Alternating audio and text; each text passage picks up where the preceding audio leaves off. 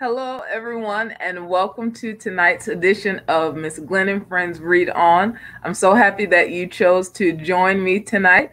And as you can see, I don't have a guest with me. I decided to make tonight a special night. I wanted to choose a book specifically dedicated to teachers. This week is Teacher Appreciation Week, and I just wanted to read a book and say thank you to all of the teachers out there who are still working so diligently to ensure that students are safe, to ensure that students are still learning. The school buildings are closed, but learning is definitely still going on. Thank you to those who are already in here. Hey there, hey there, hey there. Thank you, girls, for joining. So the book I'm going to read tonight is entitled "Thank You, Mr. Fokker," and it's written by Patricia Polacco.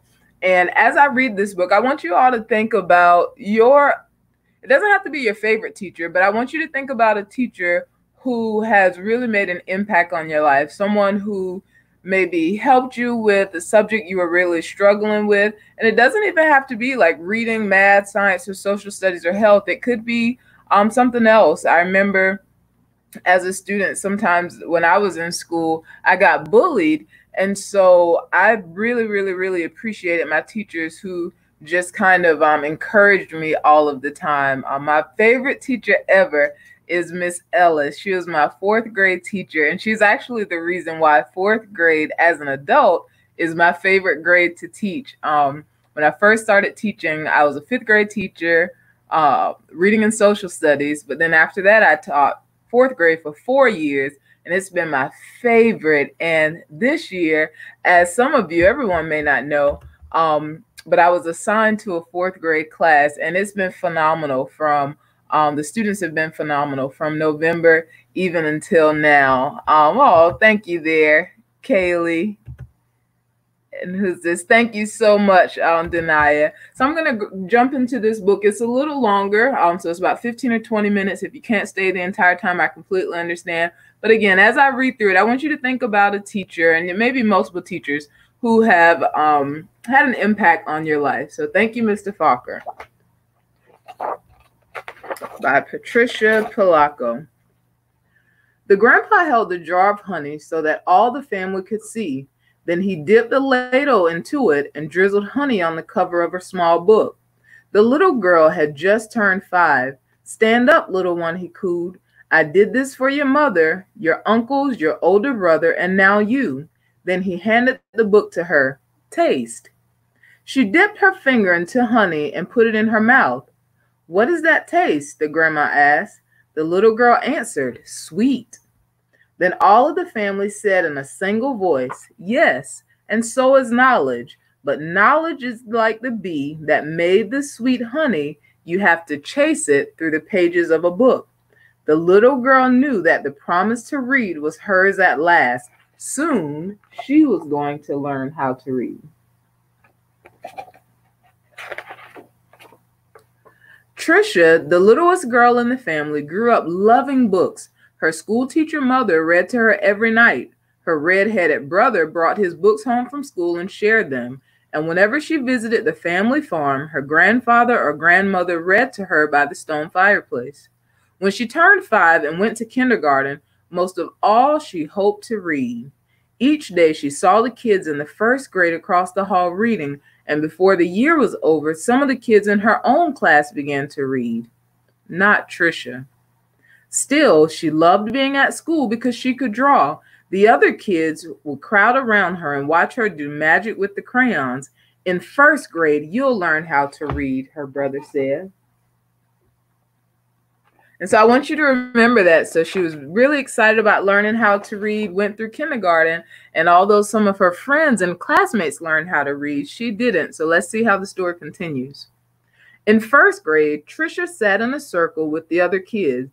They were all holding Our Neighborhood, their first reader, sounding out letters and words. They said, b, boy, boy, and ook. Look. The teacher smiled at them when they put all the sounds together and got the word right. But when Trisha looked at the page, All she saw were wiggling shapes, and when she tried to sound out words, the other kids laughed at her. Trisha, what are you looking at in that book? They'd say. I'm reading, she'd say back to them. But her teacher would move on to the next person. Always when it was her turn to read, her teacher had to help her with every single word.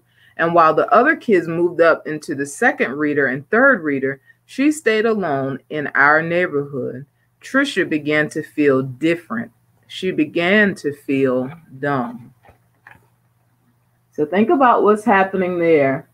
She's in first grade now. She's still struggling to read. Her teacher has to help her. And she's just starting to feel, as she said there, she's starting to feel different. She's starting to feel dumb. So let's read on.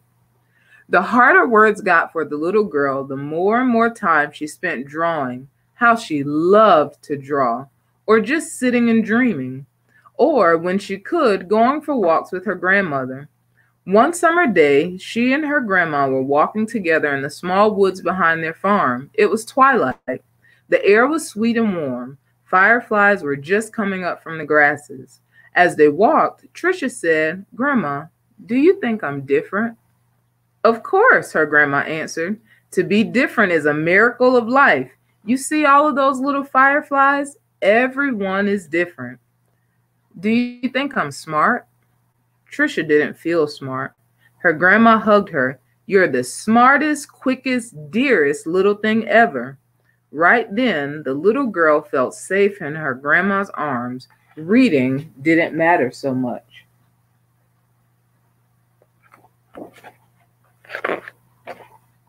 Trisha's grandma used to say that the stars were holes in the sky.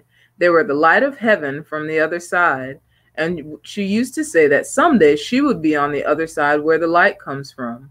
One evening, they lay on the grass together and counted the lights from heaven. You know, her grandma said, all of us will go there someday. Hang on to the grass or you'll lift right up off the ground and you'll be there. They laughed and both hung on to the grass. But it was not so long after that night that her grandma must have let go of the grass because she went to where the lights were on the other side. And not long after that, Trisha's grandpa let go of the grass too. School seemed harder and harder now. So Trisha, she was already having trouble with reading, and now she has to couple with her grandparents no longer physically being in her life. So let's read and see how that played a part in her schooling and the impact that had on her life. Reading was just plain torture. When Sue Ellen read her page or Tommy Bob read his page, they read so easily that Trisha would watch the top of their heads to see if something was happening to their heads that wasn't happening to hers. And numbers were the hardest thing of all to read. She never added anything right. Line the numbers up before you add them, the teacher would say.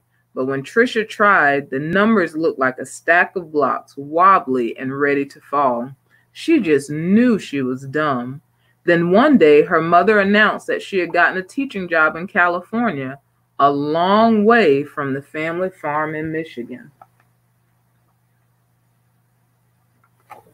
So this is another school year, and Trisha's still not feeling like the best student. And we've all had that moment. I've had that moment in some of my grades where I just didn't feel so smart because the work was hard. But let's read on and see what happens with Trisha's story. Even though her grandma and grandpa were gone, the little girl didn't want to move. Maybe, though, the teachers and kids in her new school wouldn't know how dumb she was. She and her mother and brother moved across the country in a two-tone 1949 Plymouth. It took 5 days. Yeah, Kaylee, that is sad. It is really sad. But at the new school, it was the same. When she tried to read, she stumbled over words. The cat ran. She was reading like a baby in the 3rd grade. And when the teacher read along with them and called on Trisha for an answer, she gave the wrong answer every time. Hey, dummy, a boy called out to her on the playground. How come you're so dumb? The other kids stood near him and they laughed. Trisha could feel the tears burning in her eyes, how she longed to go back to her grandparents' farm in Michigan.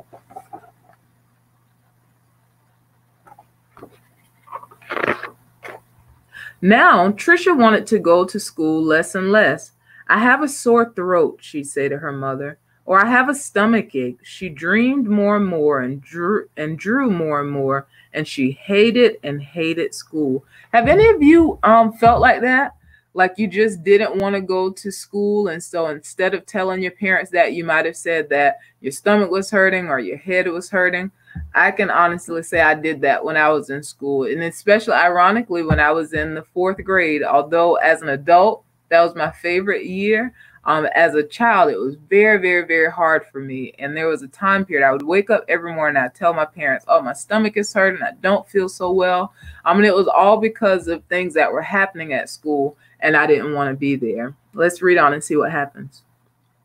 Then, when Trisha started fifth grade, the school was all abuzz. There was a new teacher. He was tall and elegant. Everybody loved his striped coat and slick gray pants. He wore the neatest clothes. All the usual teacher's pets gathered around him: Stevie Joe and Alice Marie, Davy and Michael Lee. But right from the start, it didn't seem to matter to Mr. Fokker which kids were the cutest or the smartest or the best at anything. So it sounds like we may see a change in Trisha's schooling. Let's see. Mr. Fokker would stand behind Trisha whenever she was drawing and whisper, "This is brilliant, absolutely brilliant. Do you know how talented you are?" When he said this, even the kids who teased her would turn around in their seats and look at her drawings, but they still laughed whenever she gave a wrong answer. Then one day, she had to stand up and read, which she hated. She was stumbling through a page in Charlotte's Web, and the page was going all fuzzy when the kids began to laugh out loud. Mr. Fokker, in his plaid jacket and butterfly tie, said, "Stop! Are you all so perfect that you can look at another person and find fault with her?"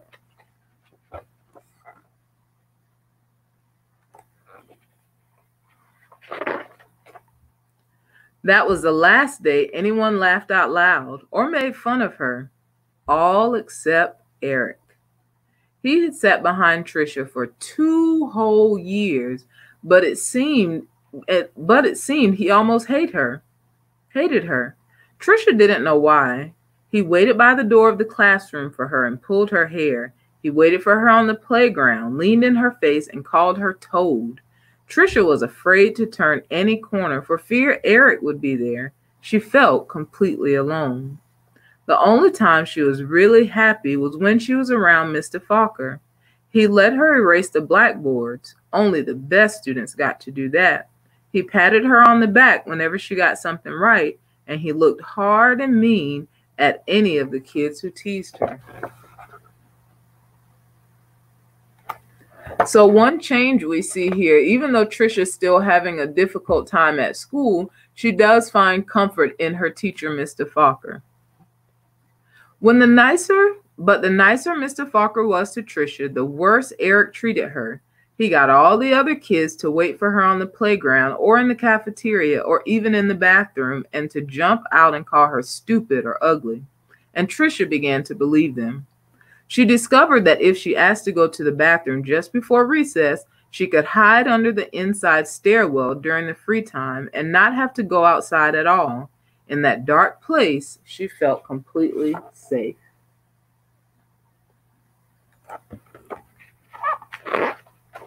But one day at recess, Eric followed her to her secret hiding place.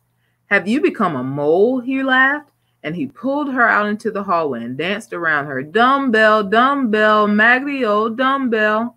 Trisha buried her head in her arms and curled up in a ball. Suddenly, she heard footsteps. It was Mr. Fokker. He marched Eric down to the office. When he came back, he found Trisha. "I don't think you'll have to worry about that boy again," he said softly. "What was he teasing you about, little one?" "I don't know," Trisha shrugged. Why do you think she told Mr. Fokker that she didn't know? Do you think she truly didn't know why Eric was picking at her, or she just didn't want to tell the teacher? Trisha was sure Mr. Fokker believed that she could read. She had learned to memorize what the kid next to her was reading. Or she would wait for Mr. Fokker to help her with the sentence, and she'd say the same thing that he did. Good, he would say. Then one day, Mr. Fokker asked her to stay after school and help wash the blackboards. He put on music and brought out little sandwiches as they worked and talked. All at once, he said, "Let's play a game. I'll shout the letters. You write them on the board with the wet sponge as quickly as you can." "A," he shouted. She wiped a watery A. "8," he shouted. She made a watery 8. 14, 3, D, M, Q, he shouted. He shouted out many, many letters and numbers. Then he walked up behind her, and together they looked at the board. It was a watery mess. Trisha knew that none of the letters and numbers looked like they should. She threw the sponge down and tried to run.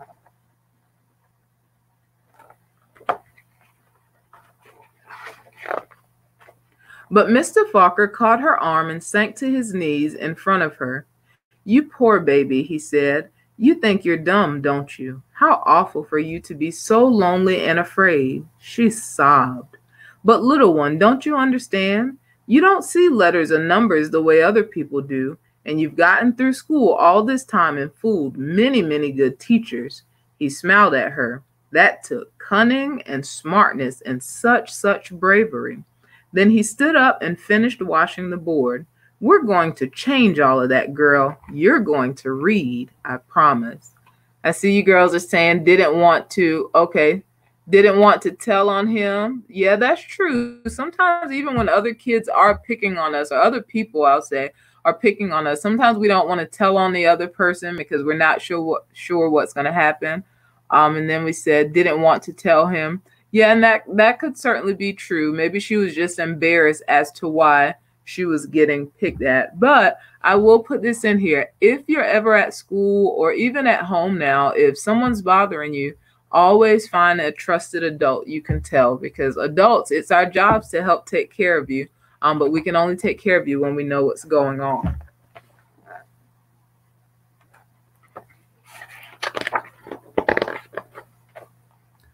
Now, almost every day after school, she met Mr. Fokker and Miss Plessy, the reading teacher. They did a lot of things she didn't even understand. At first, she made circles in sand and then big sponge circles on the blackboard going from left to right, left to right. Another day, they flicked letters on the screen and Trisha shouted them out loud. Still other days, she worked with wooden blocks and built words. Letters, letters, letters, words, words, words.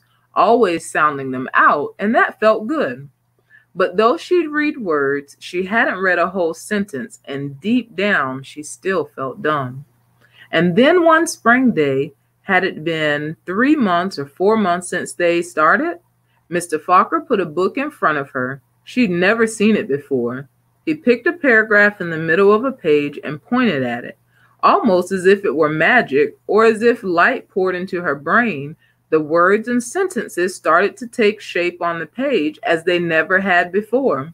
She marched them off to. Slowly, she read a sentence, then another, and finally she'd read a paragraph, and she understood the whole thing.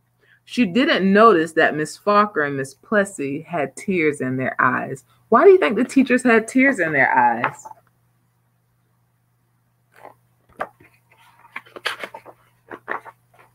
That night, Trisha ran home without stopping to catch her breath. She bounded up the front steps, threw open her front door, and ran to the dining room through the kitchen. She climbed up on the cupboard and grabbed a jar of honey.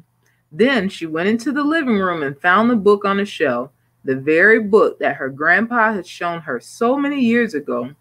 She spooned honey on the cover and tasted the sweetness and said to herself, "The honey is sweet and so is knowledge, but knowledge is like the bee who made the honey. It has to be chased through the pages of a book." Then she held the book, honey and all, close to her chest. She could feel tears roll down her cheek, but they weren't tears of sadness. She was happy, so very happy.